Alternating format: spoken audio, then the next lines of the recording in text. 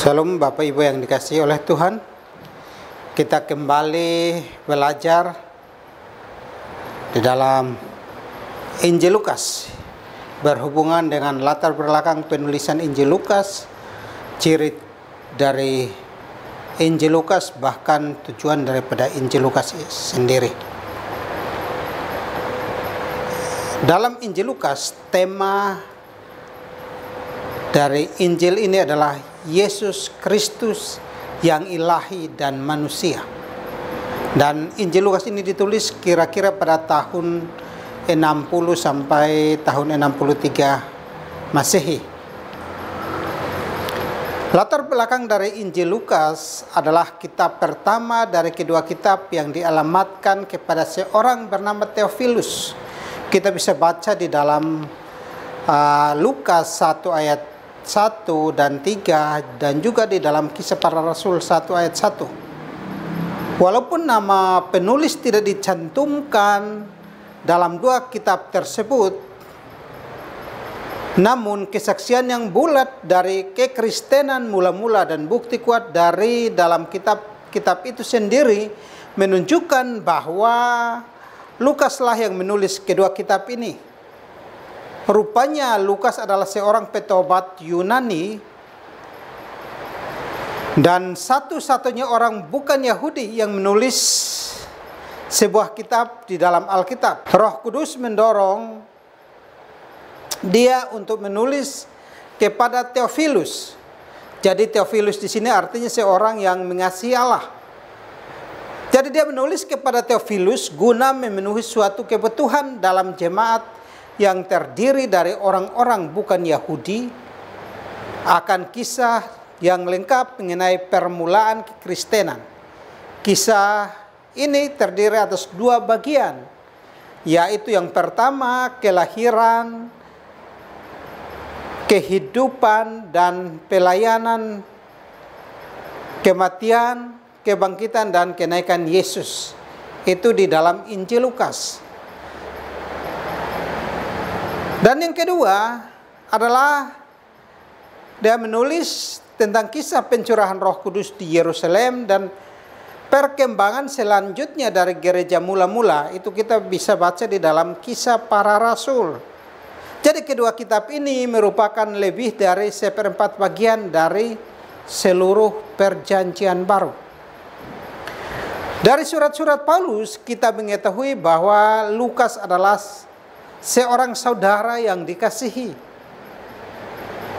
seorang dokter. Kita bisa baca di dalam Kolose 4 ayat 14. Dan juga seorang teman sekerja Paulus yang setia. Kita bisa lihat di dalam 2 Timotius 4 ayat 11 dan juga di dalam Filemon 1 ayat 24.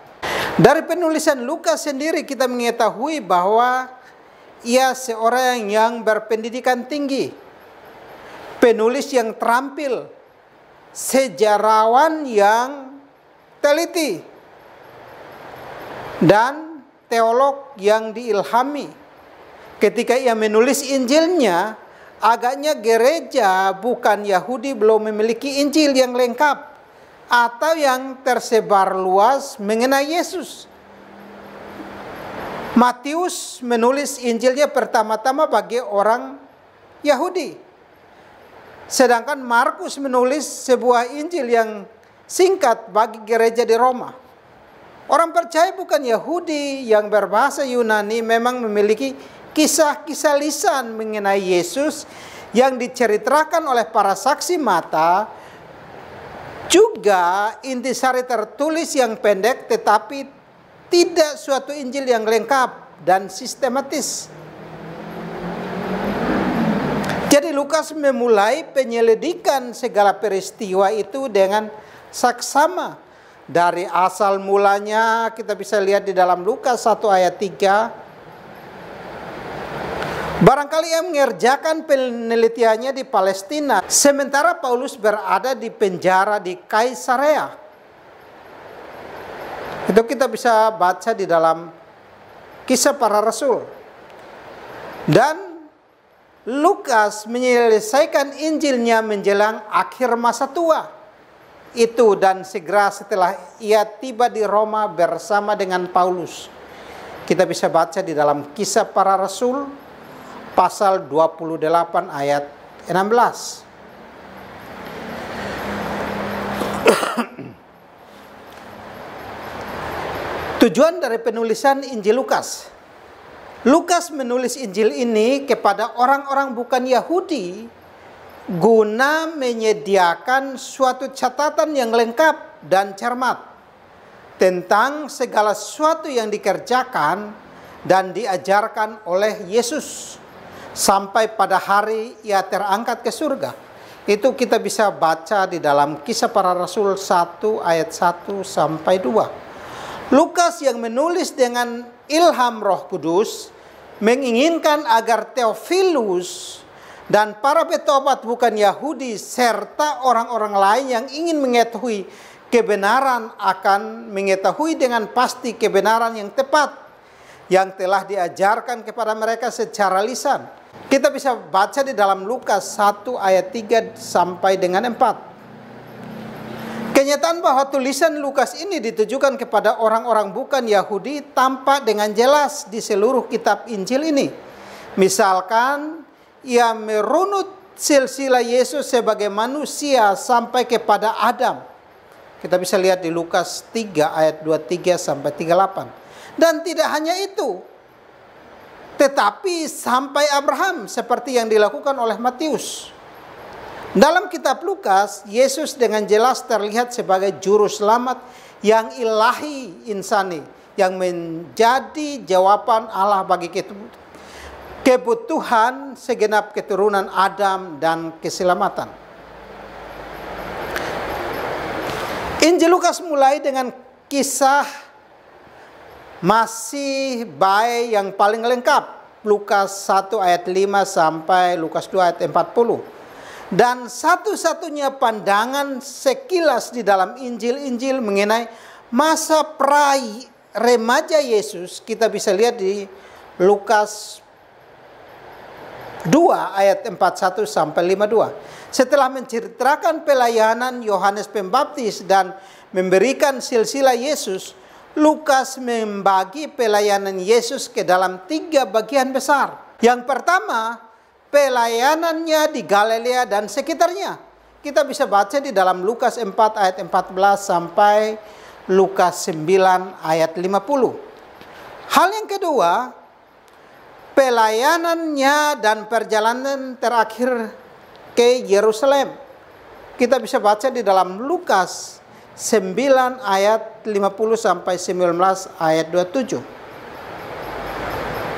Dan yang ketiga adalah minggu terakhirnya di Yerusalem, yaitu Lukas 19 ayat 28 sampai Lukas 24 ayat 43. Walaupun mujizat-mujizat Yesus di dalam pelayanannya di Galilea cukup mencolok di dalam tulisan Lukas, fokus utama Injil ini ialah pengajaran dan perumpamaan Yesus selama pelayanannya yang luas. Dalam pelayanannya ke Yerusalem, bagian ini mengandung himpunan materi terbesar yang unik dalam kitab Lukas dan mencakup banyak kisah dan perumpamaan yang sangat digemari.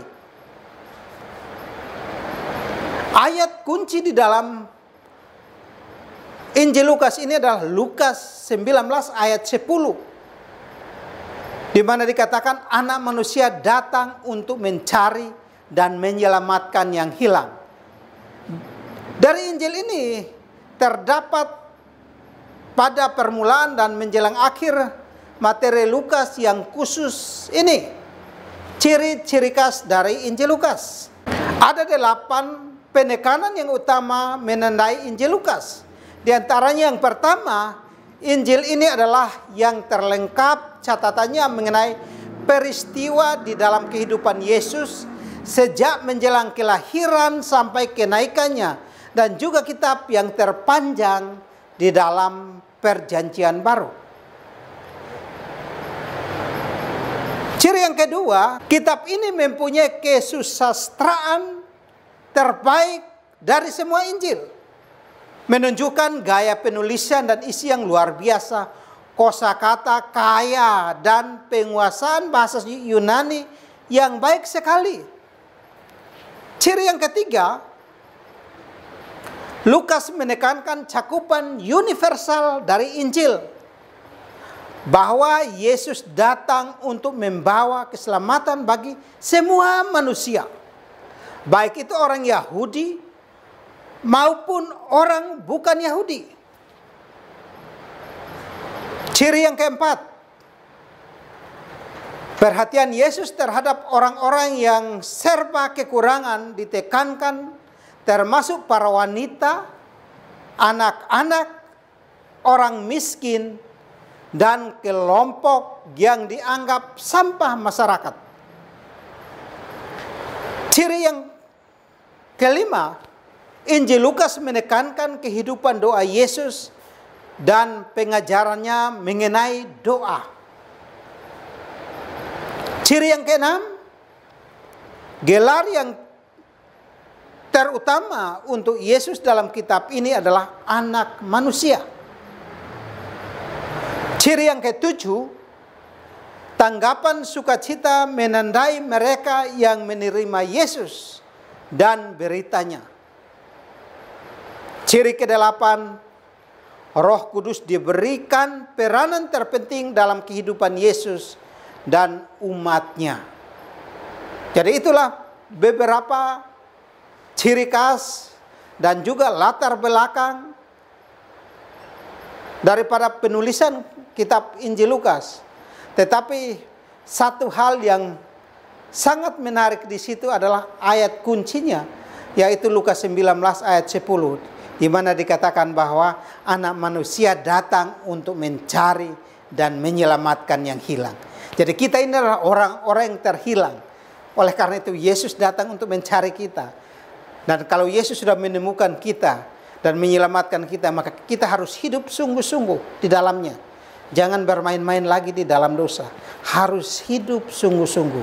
Kiranya Tuhan Yesus memberkati kita. Haleluya.